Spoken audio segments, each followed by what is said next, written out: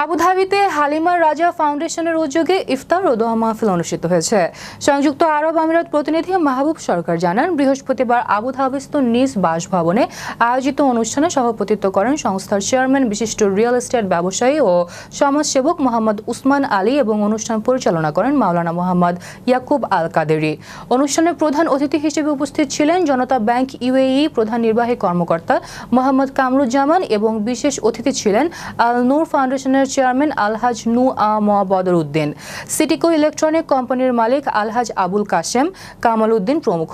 মাহফিলে মানব জীবনে রোজা, জাকাত, ফিতরা আদায়ের গুরুত্ব শীর্ষক আলোচনা করেন মাওলানা মোহাম্মদ আলমগীর আল কাদেরি, মাওলানা মোহাম্মদ আবু বকর আল কাদেরি। অন্যান্যদের মধ্যে বক্তব্য রাখেন মাওলানা রহমত উল্লাহ আল কাদেরি, মোহাম্মদ সালাহ উদ্দিন, ব্যবসায়ী মোহাম্মদ ইলিয়াস, মমতাজ আল কাদেরি এবং আব্দুল মান্নান সহ আরও অনেকে। মাহফিল শেষে দেশ, জাতি, প্রবাসী ও মুসলিম উম্মার কল্যাণ কামনা করে দোয়া করা হয়।